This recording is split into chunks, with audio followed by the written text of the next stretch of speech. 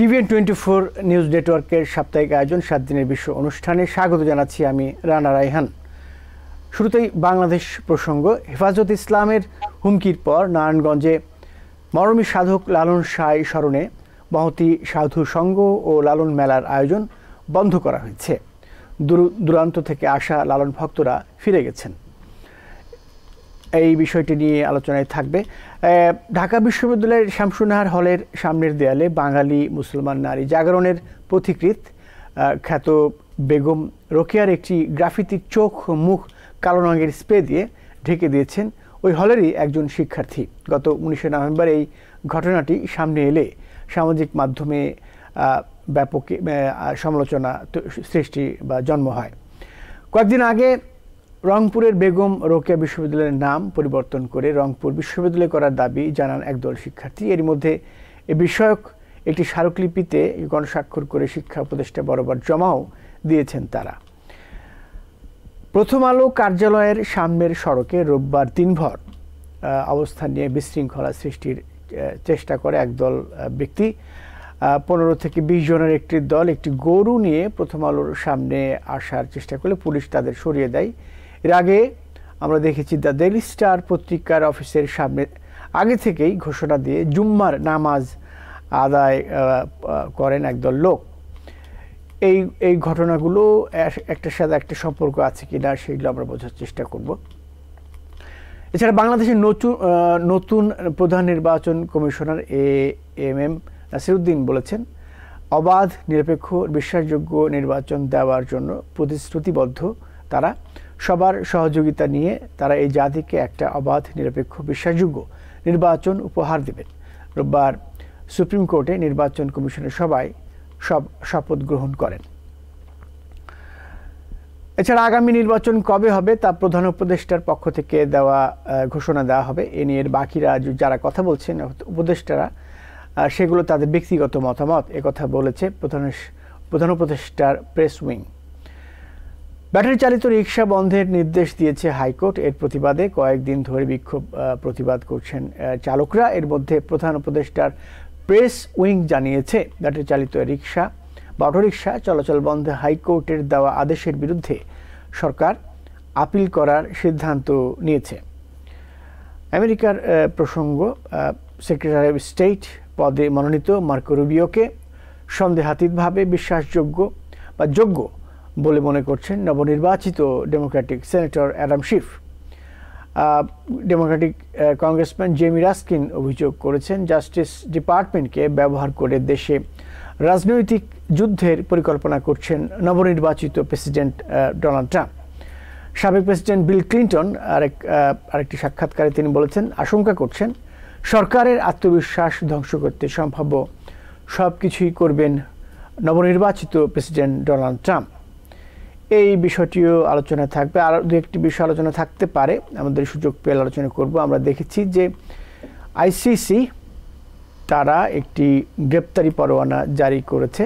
সেই গ্রেপ্তারি পরোয়ানার পরে আমরা দেখেছি যে ইংল্যান্ডের 10 ডাউনিং স্ট্রিট বলা হচ্ছে প্রধানমন্ত্রী কার্যালয়, তারা ইঙ্গিত দিয়েছে, বলছে যে তারা যদি নেতানিয়াহু ইংল্যান্ডে প্রবেশ করে তাহলে তারা গ্রেপ্তার করবেন। এছাড়া আরও কয়েকটি দেশ, ইটালি সহ ইউরোপের বিভিন্ন দেশ তারা গ্রেপ্তার করতে পারেন বলে জানিয়েছেন। আমরা এই বিষয়টি আলোচনার চেষ্টা করব। আমার সাথে এইসব বিষয় নিয়ে আলোচনার জন্য উপস্থিত আছেন হাসান ফেরদৌস, সাংবাদিক, লেখক ও গবেষক। আপনাকে স্বাগত জানাচ্ছি। ধন্যবাদ। আরও আছেন doctor Mohsen U Patwari, professor of biology, সাবেক dean school of science and allied health. আপনাকেও স্বাগত জানাচ্ছি। আপনাকে অসংখ্য ধন্যবাদ। আমি শুরুতেই বাংলাদেশ প্রসঙ্গে আলোচনা করতে চাই। প্রথমে একটি প্রশ্ন করব, সেটি হচ্ছে একটি হাইপোথেটিক্যাল প্রশ্ন। সেটি হচ্ছে বাংলাদেশের পরবর্তী প্রধানমন্ত্রী কে হতে যাচ্ছেন। দুজনকে প্রশ্ন, সেটি অনুমান করা যাচ্ছে কিনা। আমি শুরুতেই এ বিষয়ে জানবো হাসান ফেরদৌসের কাছে। ধন্যবাদ রানা। মহসিন ভাই, আসসালামু আলাইকুম। জি রানা, আপনাকে আমি বলবো 4 দিন আগে সেনাকুঞ্জে দুটো ছবির কথা। সেনাকুঞ্জে সশস্ত্র বাহিনী দিবসে বেগম জিয়ার পাশে সহাস্যে ছবি তুলেছেন অধ্যাপক ইউনূস। একটি ছবি। অন্য ছবিটি হচ্ছে বেগম জিয়ার পাশে 3 তরুণ সমন্বয়কারী, তারাও সহাস্যে ছবি তুলেছেন। প্লাস সেনাবাহিনীর সদস্যরা প্রাক্তন প্রধানমন্ত্রীর সঙ্গে শুভেচ্ছা বিনিময় করেছেন। এই 3 জন হচ্ছে আমাদের রাজনীতির প্রধান খেলোয়াড় এই মুহূর্তে। অধ্যাপক ইউনূস, ছাত্র সমন্বয়কারীরা, সেনাবাহিনী। 1 2 3 আপনি বলতে পারেন, বা উল্টাও করতে পারেন আপনি। সেনাবাহিনী 1 নম্বরে, ছাত্ররা 2 নম্বরে, ইউনূস 3 নম্বর, আপনার ইচ্ছা। এই ছবিটা আমার বিবেচনায় আগামী দিনের বাংলাদেশের একটা রোড ম্যাপ। কি হতে যাচ্ছে বাংলাদেশে, কি হতে পারে, তার একটা সুস্পষ্ট লক্ষণ আমরা দেখতে পাচ্ছি। কিভাবে? দুটো এর ইম্পর্টেন্স।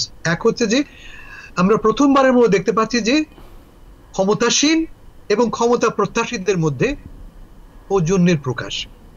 এর আগের 15 বছর দেখেছি আমরা কি কুৎসিত ভাষায় বিরোধী দলকে আক্রমণ করা হয়েছে, বেগম জিয়াকে কিভাবে অপদস্থ করা হয়েছে, তার বাড়ির সামনে বালুর ট্রাক আটকে রাখা হয়েছে, তাকে ঘর থেকে ধাক্কা দিয়ে বের করে দেওয়া হয়েছে এই দৃশ্য, এবং কি কুৎসিত ভাষায় তাকে টুপ করে নদীতে ফেলে দেওয়ার কথা বলা হয়েছে। সামান্য সৌজন্যবোধ প্রকাশ করতে পারিনি আমরা। ফলে 1 নম্বর সিগনিফিকেন্স, আমরা সৌজন্য প্রকাশ করছি। এটা আমার চোখে খুবই সিগনিফিকেন্ট যে অবশেষে বাংলাদেশের পলিটিশিয়ানরা, ক্ষমতাসীনরা, ক্ষমতার বাইরের লোকেরা কোএক্সিস্ট করা শিখছে, সহ অবস্থান শিখছে। 1। 2 নম্বর, মাঠে এখন কারা আছে? আপনি বললেন প্রধানমন্ত্রী কে হবে? প্রধানমন্ত্রী হবে সবচেয়ে বড় দলের নির্বাচিত বড় দলের প্রধান, বা তার নির্বাচিত দল প্রধান, তাই তো? আওয়ামী লীগ হোক, বিএনপি হোক, জামাত হোক। আমার আর তো পার্টি নেই, 3টি পার্টি জোট গঠন করলে তখন দেখা যাবে, কিন্তু দল তো 3টি। এবং সকল জনমত থেকে দেখতে পাচ্ছি আমরা যে বিএনপি সবচেয়ে বড় দল এই মুহূর্তে, যেহেতু মাঠে আওয়ামী লীগ নেই।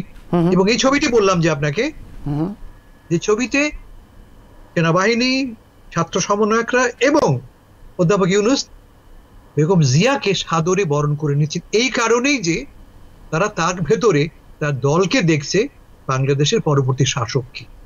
এখন কি হবে তার দলের প্রধান? এটা তো খুব কঠিন অঙ্ক নয়। বিএনপির কে হতে পারে?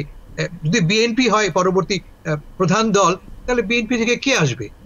বেগম জিয়া তো আসবেন না, আপনি জানেন সেটা। বেগম জিয়া অসুস্থ। ফলে দলের ডেজিগনেটেড সভাপতি বা প্রধান সে কে, তাও আপনি জানেন, আমরা জানি। প্রবাবলি সেটা তারেক জিয়া। আমি গ্যারান্টি দিচ্ছি না, বাট কোয়াইট লাইকলি যে এই দলের প্রধান হবেন, এবং খুব সম্ভবত তারেক জিয়া হবেন, তিনি কোয়াইট লাইকলি বাংলাদেশের পরবর্তী প্রধানমন্ত্রী। এখানে আমি একটি সম্পূরক প্রশ্ন করতে চাই। সেনাকুঞ্জে যে ছবিগুলো আমরা দেখেছি সবাই, সেই ছবিগুলোতে কয়টি পক্ষ উপস্থিত ছিল? আমি বলতে চাচ্ছি এখানে কোনো বিরোধী পক্ষ, নানা কারণে, যে কারণেই হোক, যে কন্ডিশনেই হোক, বিরোধী পক্ষ ছিল কিনা? বিরোধী পক্ষ তো ছিল না। আমি বলছি যে কার বিরোধী পক্ষ? সরকার এবং সরকারের বিরোধী পক্ষ। আমি তো বললাম, আপনি দেখতেই পাচ্ছেন তো, বসে আছে ইউনূস সাহেব, তার পাশে বিএনপি। বিএনপি তো সরকারের পক্ষের নয়, বিএনপি তো বিরোধী পক্ষ। কি বিএনপিকে আপনি বিরোধী পক্ষ হিসেবে চিহ্নিত করছেন, রাইট? রাজনীতিতে ক্ষমতাসীন এবং ক্ষমতার বাইরে যারা, অটোমেটিক্যালি তারা বিরোধী পক্ষ। বিরোধী পক্ষ। ওকে, আমি উত্তর পেয়ে গেছি। জি, আমি একই প্রশ্ন যেটি ডক্টর মোহসেনী পাটোয়ারী আপনার কাছে করছি, একই সঙ্গে যেটি বললেন হাসান ফেরদৌস, যে এখানে বিরোধী পক্ষ এবং সরকার পক্ষ ঠিকঠাক আছে কিনা, আমরা অ্যালাইনমেন্টটা যেটি করলেন সেটি ঠিক আছে কিনা। আপনাকে অসংখ্য ধন্যবাদ। আমি ফেরদৌস ভাইয়ের যে অ্যানালাইসিসটা, ফার্স্ট পার্টটা, প্রথম অংশটা, আমি সম্পূর্ণভাবে তার সাথে একমত যে এটা একটা পূর্ব কি যেন বলে, একটা পূর্বাভাস। আমি সেকেন্ড পার্টে আমি বলবো, আমি বেগম জিয়াকে কিন্তু খুব নর্মাল দেখেছি। হেসে হেসে প্রফেসর ইউনূসের সাথে কথা বলছিলেন। আমাকে কিন্তু আপাত দৃষ্টিতে, আমি তো ডাক্তার না, আপাত দৃষ্টিতে আমাকে মনে হয়েছে উনাকে অতটা অসুস্থ বলে মনে হয়নি আমার কাছে। আচ্ছা, আমি আপনাকে একটু তথ্য দিয়ে দিই। সেটা হচ্ছে সেনাকুঞ্জে তিনি এসেছিলেন হুইল চেয়ারে, তিনি কিন্তু হেঁটে আসেননি এবং তিনি কিন্তু দাঁড়াননি ওই অনুষ্ঠানে কোনো সময়। জি, ঠিক আছে। না, সেটা যদি হয়ে থাকে তাহলে তো আমি আগে বলছি আমি ডক্টর না, আমি জাস্ট ফেস দেখে যতটুকু, ছবি দেখে যতটুকু বুঝতে পেরেছি আর কি।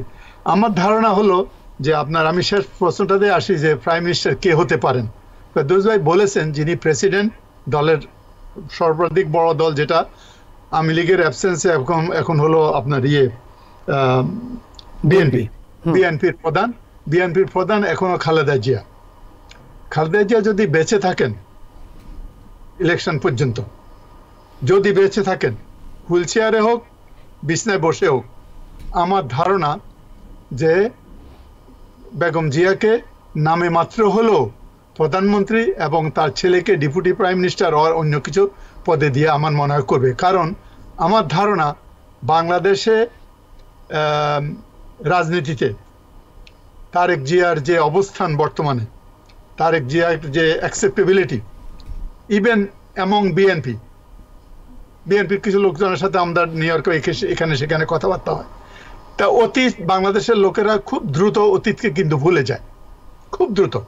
কিন্তু এখনো অনেকে ভুলে নেই। এই যে আপনার হাওয়া ভবনের কথা, বিভিন্ন কর্মকাণ্ডের কথা অনেকেই ভুলে নেই। সুতরাং অনেকের কাছে তার অ্যাকসেপ্টেবিলিটিটা could be a question. Even তার যে দলের যেই বিএনপিতে একা নির্বাচিত হতে পারবে না, তার একটা গ্রুপ থাকবে, হ্যাঁ, দল থাকবে সমন্বয়, সেই দলের মধ্যেও একটা প্রশ্ন আসতে পারে। সেই হিসাবে আমার ধারণা বেগম জিয়া যদি হুইল চেয়ারও থাকে, মাথা যদি তার ঠিক থাকে, আমার মনে হয় তাকে ফ্রন্ট লাইনে নিয়ে আসতে পারে। আর যদি উনি না পারেন, তাহলে স্বাভাবিক কারণেই তারেক জিয়ার একটা সম্ভাবনা থাকে। তারা নিজেরা জিতে বড় দল হয়ে তার দলের অন্য দলের কাউকে তো আর প্রধানমন্ত্রী করবে না। এবং আমার এটা আরেকটা ধারণা, এগুলো কমপ্লিটলি গ্যাস। রাইট, ওনারা যদি আসে তাহলে professor Yunus could be the president, right, of the country. এই একটা আমি অ্যাডভান্স কথা বলে ফেললাম এর মধ্যে আর কি, হতে পারে। জি, আপনাকে ধন্যবাদ। কিন্তু আমি যেটা জানতে চাইবো যে এই যে আপনার অনুমান, এই অনুমানের বাইরে কি কোনো ইমাজিনেশন আছে? যেমন জামাত প্রধান বা অন্য কোনো দলের প্রধান বা যারা সরকারচ্যুত, ক্ষমতাচ্যুত এবং দেশ ছাড়া, তাদের মধ্যে থেকে কেউ কোনোভাবে কোনো সম্ভাবনা দেখছেন? ওরকম আমি সম্ভাবনা দেখছি না, কিন্তু আপনার নির্বাচন কমিশন যা বলছে নিরপেক্ষ নির্বাচন হবে, রাইট, পুলিশ কাউকে চেজ করবে না, সবাইকে ভোট দিতে পারবে। ওটা সত্যিকার বাংলাদেশে কতটুকু হবে আমার বিশ্বাস কতটুকু আমি ঠিক বলতে পারছি না। যদি সেটা হয় তাহলে নির্বাচনের ডাইনামিক্সও চেঞ্জ হয়ে যেতে পারে। আমি নির্বাচন কমিশনের চেঞ্জ হয়ে যেতে পারে। এবং সে আপনার জামাত বলেন, এই যে ছাত্রদের যে সংগঠন, ছাত্র সংগঠন কুড বি অ্যালাইন, এবং যে আওয়ামী লীগের যে 25% 25 to 30% যে সমর্থন ভোটার আছে, ওরা কোন দিকে ভোট দিবে? ওরা নিশ্চয়ই হয়তো বিএনপিকে দিবে না, ওরা কোন দিকে দিবে? আমার মনে হয় সত্যিকার ডাইনামিক্স চেঞ্জ হইতে পারে। BNP align party may not come to power, I can tell you, just it can happen. যদি আপনার সত্যিকার ভাবে নির্বাচন হয়, ভোট কেন্দ্রে আপনার যে কাকে সিল মারবে সেটা যদি আপনি মনিটর না করেন, যদি না দেখেন, মানুষকে ভোট দিতে আসতে সুযোগ দেন, তাহলে ভোট কোন দিকে যাবে ঠিক না। আপনি হিসাব করে দেখেন, 25-30% জামাতের পার্সন, অমুকের পার্সন, তমুকের পার্সন, সব পার্সন ধরে নিয়ে আপনি দেখেন, তার মধ্যে কন্ট্রোভার্সিয়াল ফিগার যদি আপনি নিয়ে আসেন, যেমন তারেককে যদি নিয়ে আসেন এর মধ্যে, রাইট, এর মধ্যে অনেকে আবার ডাইনেস্টিকে, পার্সোনালি আমি ডাইনেস্টিকে পছন্দ করি না, ভালো লাগে না আমার কাছে। এটা আমার মনে হয় এগুলা থেকে আমাদের সরে আসা দরকার। এটা আমার ব্যক্তিগত ব্যাপার। পরিবারতন্ত্রের কথা বলছেন, রাইট? হ্যাঁ, আর আপনার দেশের জনগণ যেমন তার নেতা নেত্রী হবে তেমন। দেখেন না, ব্যক্তিকেন্দ্রিক। বঙ্গবন্ধু যখন ছিল, আমরা বঙ্গবন্ধু ছিলাম, তারপরে জিয়াউর রহমান ছিল, তারপরে জেনারেল এরশাদ আসলো, তারপরে বেগম জিয়া আসলো, তারপরে বেগম হাসিনা ওয়াজেদ আসলো। সবাই, আমরা সব জনগণ সবাই ব্যক্তিকেন্দ্রিক, একজনের পিছে ঘুরতেছি। এটা আমার মনে হয় কেমন যেন ফেরদৌস ভাই ফিলোসফিক্যালি বলতে পারবেন, এটা মনে হয় আমাদের কেন একটা যেন ব্যাপার আর কি। আমরা গুরুর পিছে বের হতে পারছি না এই বক্স থেকে, বক্সের বাইরে আমরা জাতিগতভাবে হয়তো চিন্তা করতে পারছি না, এরকম কিনা। আচ্ছা, আমি একটু এই জানতে চাইবো, বাংলাদেশে এখন যে পরিস্থিতি চলছে, হাসান ফেরদৌস, আপনি দেখেছেন, আপনার অফিস, যদি বলি ভুল হবে না, প্রথম আলো, সেই অফিসের সামনে যারা এই কাণ্ড কীর্তি করছেন তাদের বেশভূষা, তাদের কথাবার্তা, তাদের এবং তৎপরতা দেখে মনে হচ্ছে তারা একটি গোষ্ঠী, বিশেষ করে মৌলবাদী গোষ্ঠীর স্বার্থ চরিতার্থ করতে এসেছেন। এবং এর আগে ডেইলি স্টারের সামনে তারা এরকম করেছেন। এদেরকে বলা হচ্ছে এই পত্রিকা দুটি হচ্ছে জঙ্গি তৈরি করেছে, জঙ্গি তৈরিতে সহায়ক হয়েছে এবং এ ধরনের প্রোপাগান্ডা ছড়িয়েছে, দেশকে জঙ্গিবাদী দেশ হিসেবে পরিচিতি করেছে, তাদের অভিযোগ এই। এবং তারা গিয়ে করছে কি যে জুম্মার নামাজ আদায় করতে যাচ্ছে, এরকম হাঁকডাক দিচ্ছে।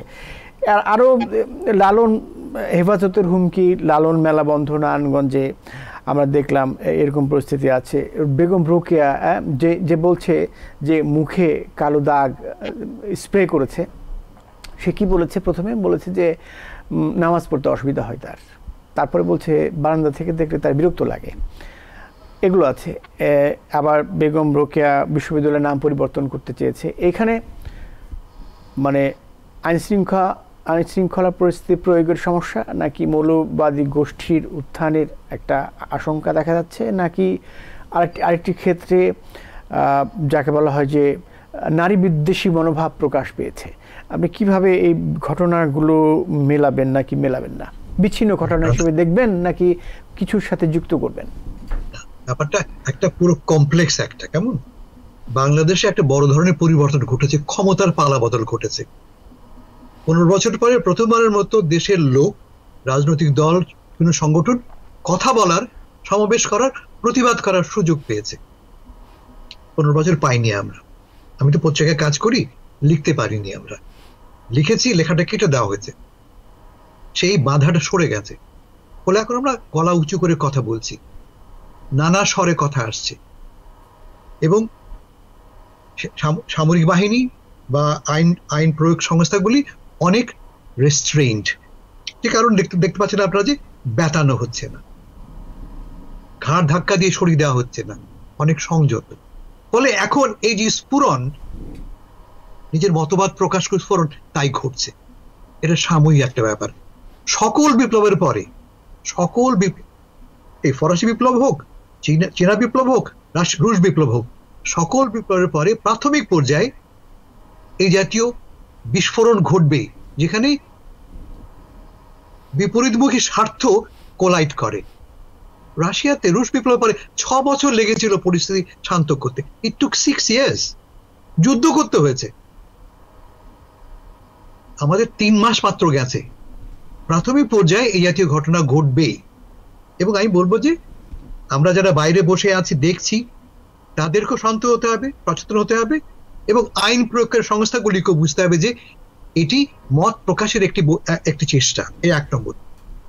2 নম্বর, যেটা সেকেন্ড ইস্যু আপনি এনেছেন, বাংলাদেশে গত 15-20 বছরে আমাদের মনোমানসিকতাটা বড় পরিবর্তন এসছে। বিগত সরকারের প্ররোচনায়, পৌরোহিত্যে একটি ধর্মীয় মানসিকতা প্রসার ঘটেছে, মাদ্রাসা শিক্ষার প্রসার ঘটেছে। আপনারা কি জানেন বাংলাদেশে শিক্ষা খাতে যে ব্যয় করি আমরা, পাবলিক স্কুলের চেয়ে বেশি ব্যয় করি আমরা মাদ্রাসা ক্ষেত্রে। ফলে মাদ্রাসার প্রসার ঘটেছে, জীবনের সর্বক্ষেত্রে ধর্ম প্রসারিত হয়েছে। আপনি যে কোনো ফ্রাইডে যান, যে কোনো এনি ফ্রাইডে, দেখবেন শত শত মানুষ ছুটছে মসজিদে। তাকে দেখেন প্রতিটি এই আমাদের সমন্বয়কারী ইসলামী লেবাস পরে তারা আসে, কথা বলে ইসলামী ভাষায়। আমি বলার চেষ্টা করছি যে আমাদের সাংস্কৃতিক একটা পরিবর্তন ঘটেছে। এই পরিবর্তনটা ঘটার একাধিক কারণ আছে। তার মূল কারণ হচ্ছে যে আমরা রাষ্ট্রীয়ভাবে উস্কে দিয়েছি এই ইসলামতন্ত্রকে, আমার এটা বক্তব্য। যার ফলে বাংলাদেশের মাটিতে এই ইসলামী মনোভাব জাগরিত হয়েছে। এটা খারাপ কিছু না, এটা ন্যাচারাল একটা প্রসেস। এই যে ধরা যাক, আপনি লালন নিয়ে কথা বললেন, আপনি কি শুনেছেন কখনো খালিদ সাহেবের কোনো, আমাদের ধর্মমন্ত্রীর ওয়াজ শুনেছেন কখনো? 2 বছর আগে তিনি বলছেন, আজকে তো না, 2 বছর আগে তিনি বলছেন লালন ফকিরকে, ইংরেজি ভাষায় বলছেন হুই লালন ফকির। লালন ফকির তো আমার পথপ্রদর্শক নয়, আমার পথপ্রদর্শক হযরত ওমর। আমি লিখেছি, আমার পত্রিকায় আমি নিয়ে লিখেছি, আমি উদ্বেগ প্রকাশ করেছি। কিন্তু আমি এও বুঝি যে এটা একটা ন্যাচারাল এক্সপ্রেশন। যেই মাটিতে আমি বীজ বুনেছি সেই বীজ থেকে এখন আমরা ফসল পাচ্ছি। আমার পছন্দ হচ্ছে না, আমার ভালো লাগছে না, কিন্তু যে বীজ আপনি বুনবেন সেই ফলই তো আপনি পাবেন, সেই ফলই আমরা পাচ্ছি। তাহলে আমরা কি করব? আপনি দেখেন কি হলো 2 সপ্তাহ আগে শিল্পকলা একাডেমিতে নাটক হচ্ছে, নাটকের বিরুদ্ধে একদল লোক মিছিল করলো, নাটক বন্ধ করে দেওয়া হলো। তারপরে কি ঘটলো? নাটক বন্ধ করার পর একটা ফেজ, তারপরে কি ঘটলো? প্রতিবাদ ঘটলো, এমন প্রতিবাদ যে এখন প্রতিদিন নাটক হচ্ছে, অনেক বেশি বড় আকারে নাটক করছি আমরা। তার মানে কি? আপনাকে রেজিস্ট করতে হবে, আপনাকে প্রতিবাদ করতে, এবং আমি দেখছি যে প্রতিবাদটা সংগঠিত হচ্ছে।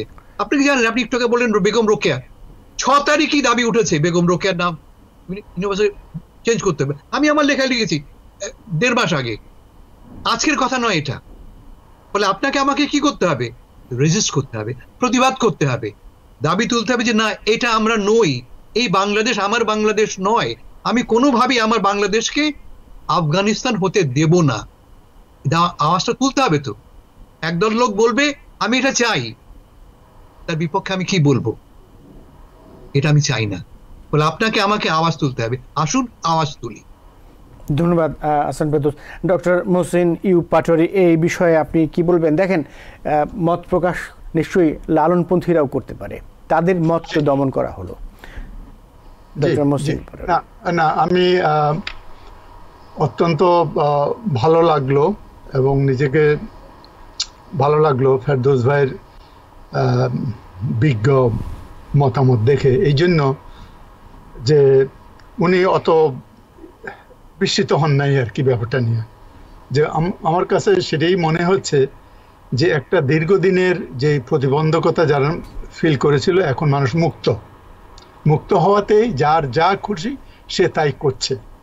এখন কোনো নির্বাচিত কোনো সরকার নাই, কোনো আইন শৃঙ্খলা তেমন স্ট্রং হাতে দমন করা সম্ভব হচ্ছে না, যেই কারণে যার যা খুশি সেই তা বলে যাচ্ছে। আর ধর্মীয় কথাটা যেটা বললেন, ধর্ম তো খারাপ না। আমরা যখন বিশ্ববিদ্যালয়ের ছাত্র ছিলাম, সেই late 60s and early 70s, right? তারপরে আমি যখন শিক্ষক হলাম 1975, এরপর আমি দেখেছি। আর এখন যদি বিশ্ববিদ্যালয়ে যখন যাই, আমাকে ইনভাইট করে কিছুর জন্য আমি যাই, তখন আমি দেখি more than 60-70% of the students হিজাব পড়ছে, রাইট? নট খারাপ কিছু না, আমার মেয়েও হিজাব পড়ে, আমার ওয়াইফও হিজাব পড়ে। এই যে একটা পরিবর্তন হচ্ছে দেশে, একটা বিরাট একটা পরিবর্তন হচ্ছে, এবং সেটা পলিটিক্যাল কতটুকু সেটা সেই দিকে যাবে আমি ঠিক বুঝতে পারছি না। কারণ যদি ওটার পলিটিক্যাল ইমপ্লিকেশন ততটুকু হতো, তাহলে এখন জামাতের 15% ভোট থাকতো না, 10টিতে 15। সুতরাং এটা এমনিই মানুষের, আমাদের মুসলমান হিসেবে ধর্মীয় একটা অনুভূতির প্রকাশ।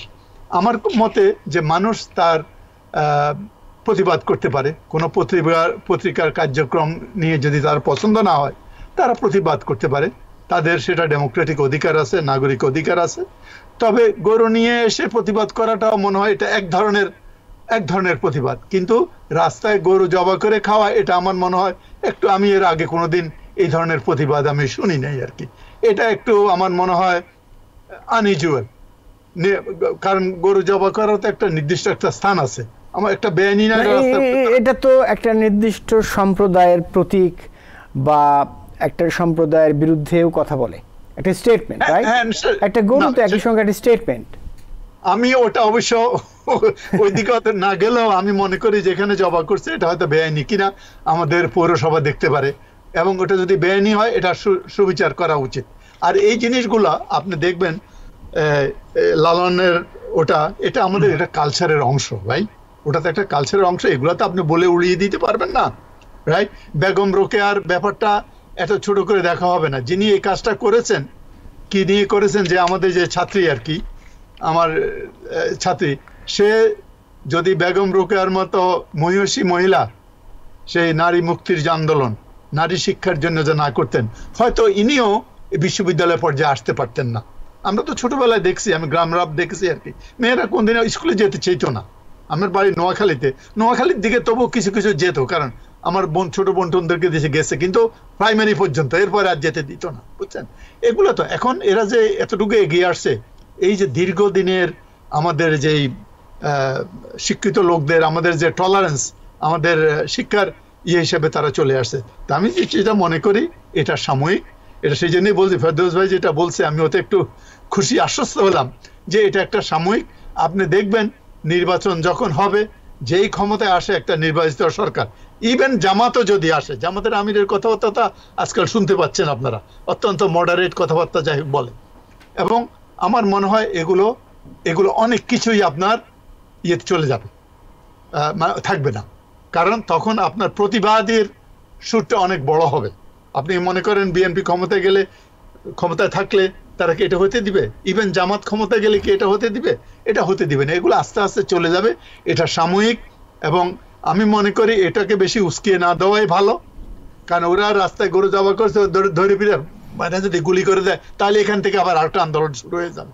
কারণ আমরা রক্ত আমাদের রক্তকে গরম করে, রাইট? সুতরাং এতে আরো আন্দোলন করবে। সুতরাং আমি মনে করি এটা সাময়িক, এ নিয়ে আমাদের বেশি বিচলিত হওয়ার কারণ নাই।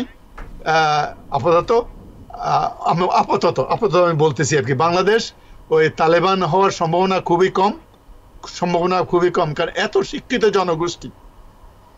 শিক্ষিত জনগোষ্ঠী এরা আবার পিছনের দিকে এত চলে যাবে বলে আমার চাইবে না। জি, আপনাকে ধন্যবাদ। আমরা একটা বিরতিতে যেতে চাই, তারপরে বাংলাদেশ প্রসঙ্গ আরো আছে, সেগুলো শেষ করে আমেরিকা প্রসঙ্গ বা অন্যান্য প্রসঙ্গে আলোচনা করব। আপনারা সাথে থাকবেন। দর্শক যারা অনুষ্ঠানটি দেখছেন, আশা করছি ভালো লাগছে। আমরা একটু পরে ফিরে আসছি। স্বাধীনের বিষয়ে আবারও স্বাগত জানাচ্ছি। আমি চলে যাচ্ছি হাসান ফেরদৌসের কাছে। তার কাছে যেটি জানতে যাব যে নতুন নির্বাচন কমিশন শপথ গ্রহণ করেছে সুপ্রিম কোর্টে। সেখানে শপথ গ্রহণ শেষে প্রধান নির্বাচন কমিশনার AMM নাসির উদ্দিন বলেছেন যে অবাধ, সুষ্ঠু ও গ্রহণযোগ্য নির্বাচন আয়োজনের জন্য তারা অঙ্গীকারবদ্ধ। এখন আমি যেটি বলবো যে প্রথমত নির্বাচন সংস্কারের কাজ এখনো শেষ হয়নি, এই সংক্রান্ত কমিশন কাজ করছে। তার আগেই নির্বাচন কমিশন গঠন হলো, সেইটা ঠিক হলো কিনা এবং তার যে বক্তব্য, সেই বক্তব্য তাকে কেন দিতে হচ্ছে।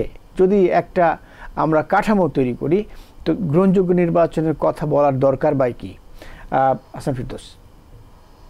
দুটো বিষয় অধ্যাপক ইউনূস নিজে স্পষ্ট করে বলেছেন, 2-3 দিনের মধ্যে আমরা নির্বাচন কমিশন গঠন নাম অ্যানাউন্স করব, এবং সংস্কারের যে সময় দিয়েছি আমরা 3 মাস, ডিসেম্বর নাগাদ বা বড় জানুয়ারিতে আমরা তার ফল পাবো। নির্বাচন কখন হবে, কিভাবে হবে, সেই কমিশনের সংস্কার প্রস্তাবাবলীর ভিত্তিতে আলোচনা হবে জনপ্রতিনিধিদের সাথে, আলোচনা হবে রাজনৈতিক দলের সাথে, ঐক্যমতের ভিত্তিতে নির্বাচন হবে। এখন আপনি যেটা প্রশ্ন করেছেন, নির্বাচন কেন সুষ্ঠু হয় না,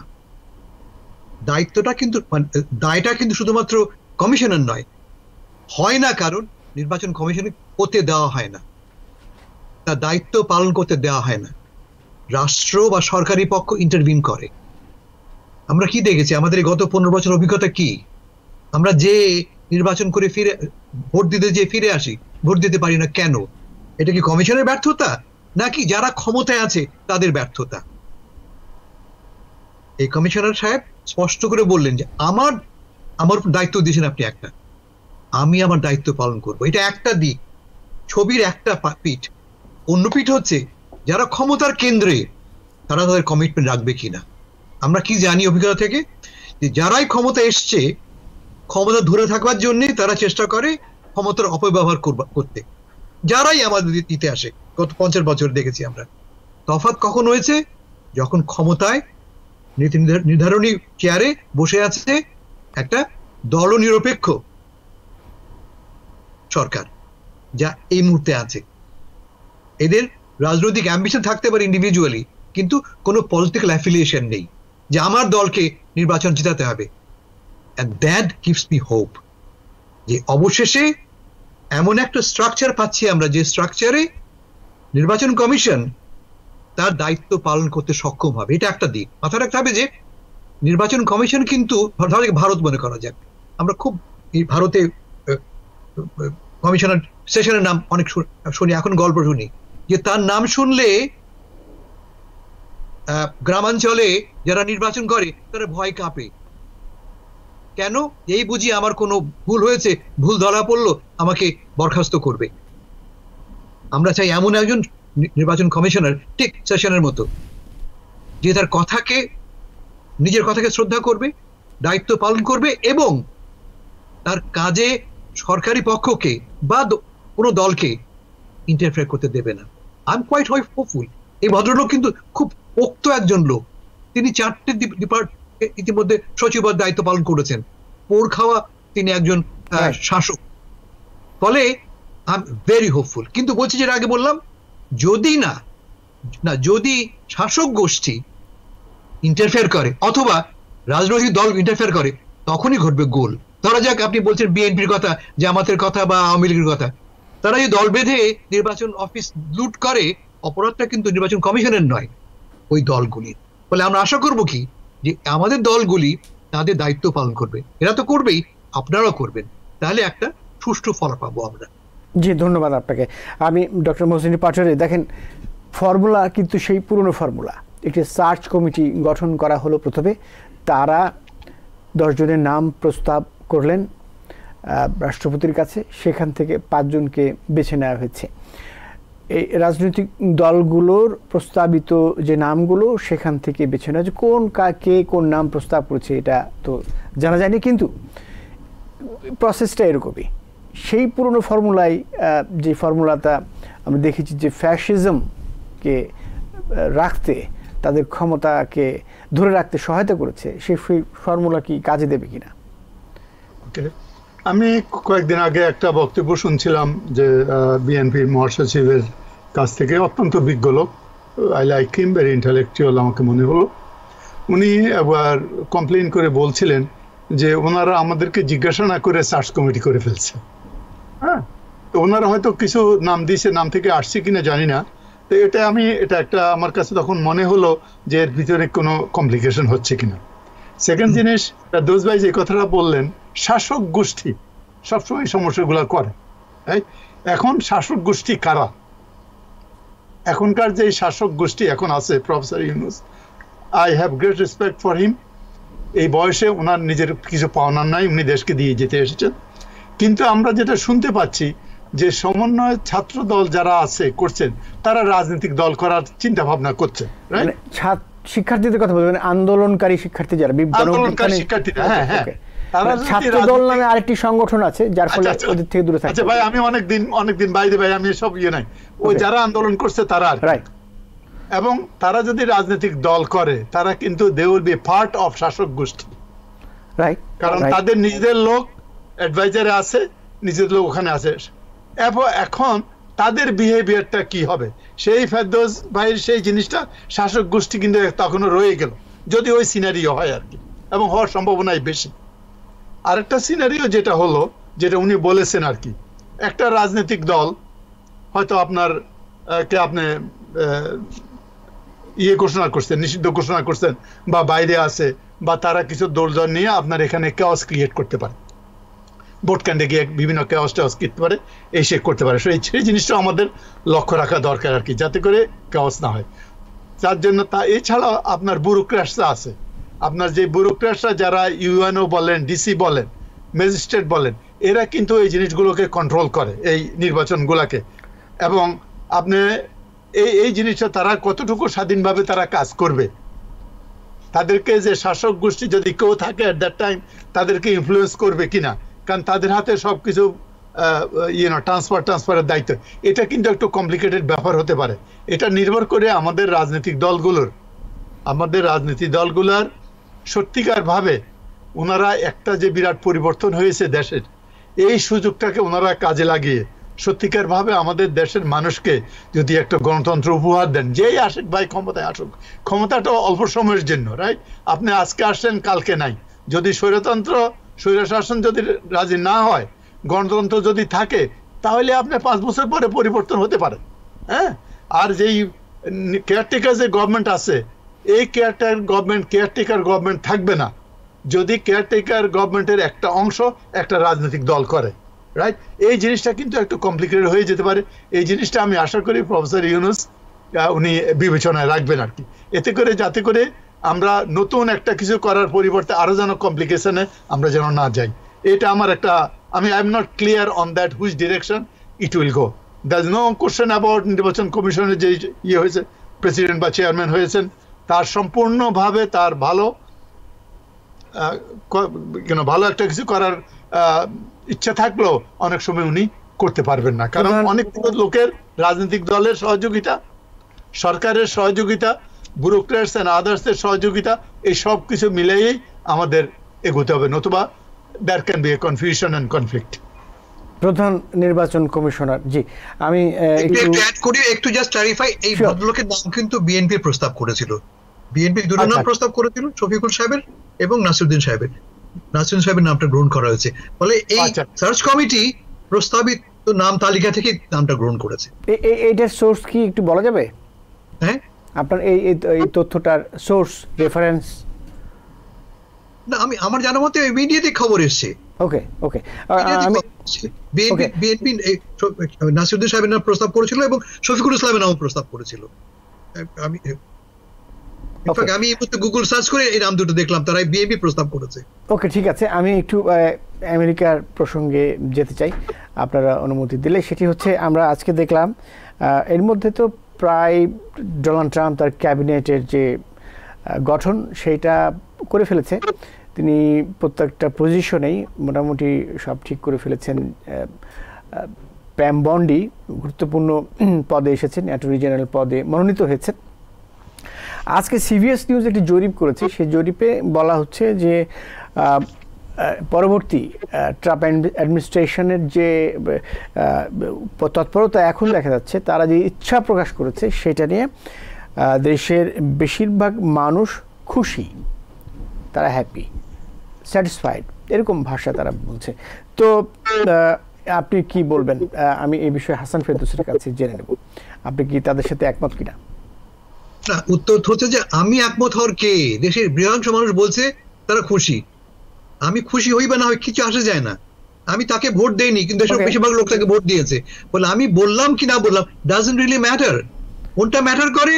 দেশের 52% লোক ট্রাম্প সাহেবকে ভোট দিয়েছে, এবং আমার আপনার দায়িত্ব হচ্ছে ট্রাম্পকে এই স্পেসটুকু দেওয়া, ট্রাম্পকে এই সুযোগটুকু দেওয়া, তার নিজের ক্যাবিনেট চুজ করার সুযোগটুকু দেওয়া। তা না দিয়ে আমরা কি করছি?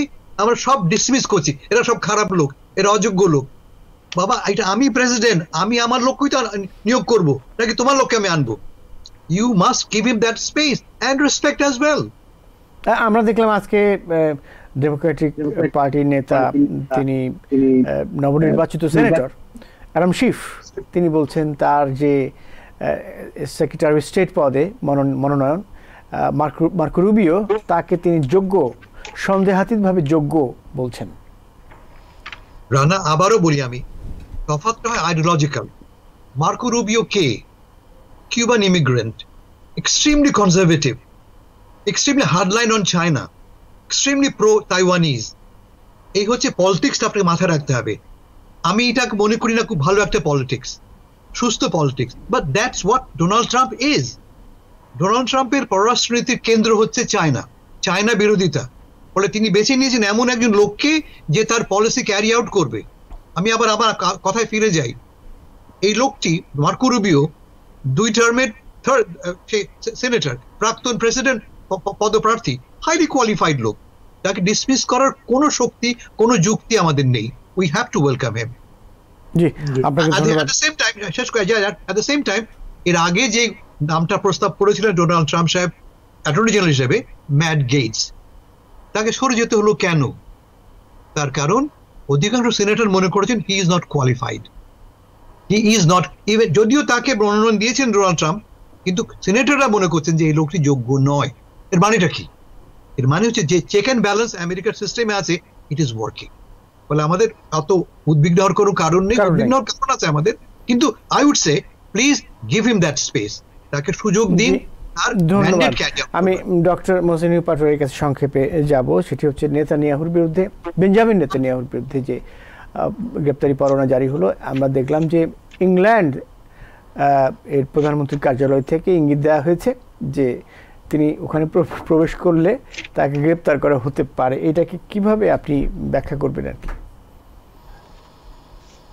এটা আচ্ছা, 2 সেকেন্ড ওই এর আগেটা একটু বলে দিই। 2 সেকেন্ড ফেরদৌস ভাই যে কথাটা বলেছেন আমি তার সাথে একমত। প্রেসিডেন্ট ট্রাম্প একটা প্ল্যাটফর্ম নিয়ে নির্বাচিত হয়েছেন, এটা কনজারভেটিভ। তিনি যাদেরকে নির্বাচন করেছেন, let them work with them and be responsible for that to the people of this country. যাদেরকে নিয়েছে অনেকের সন্দেহ আছে, অনেকে তাদেরকে বলে তাদের জায়নিস্ট এজেন্ডা আছে, pro Israel, pro Taiwan, this and that. Let him do. এবং he took money from this people, from different lobbies, তাকে ডেলিভারি তো দিতে হবে। let the people start, then he might change based on consequence. যেটা আপনার বললেন নেতানিয়াহুর বিরুদ্ধে যেই যেটা অ্যারেস্ট ওয়ারেন্টটা দেওয়া হয়েছে, অ্যারেস্ট ওয়ারেন্টে আপনার ইউরোপের বেশ কয়েকটা দেশ, যেটা বললেন Netherlands, Ireland, Belgium, Spain, Austria and Slovenia directly বলেছে যে তারা এটা মেনে নিবে এবং তারা অ্যারেস্ট করবে।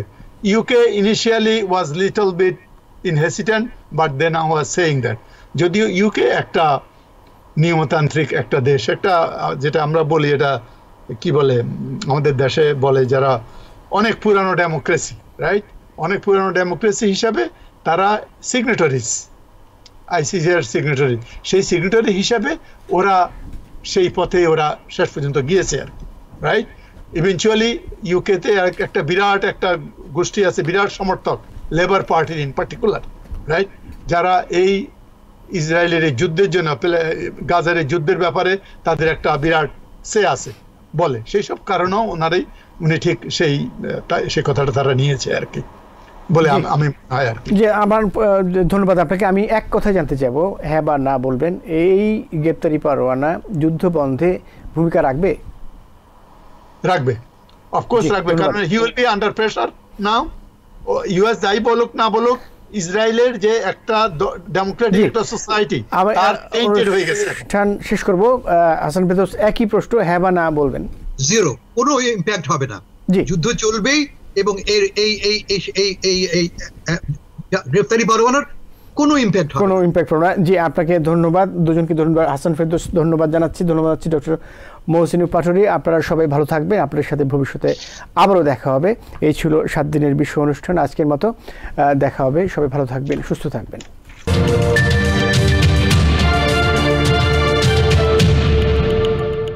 TBN 24 টেলিভিশন দেখতে আজই কল করুন 7187776556। লগ ইন করুন www.totalcablebd.com। নিউ ইয়র্ক থেকে সম্প্রচারিত TBN 24 টেলিভিশন বিশ্বজুড়ে বাঙালির কণ্ঠস্বর।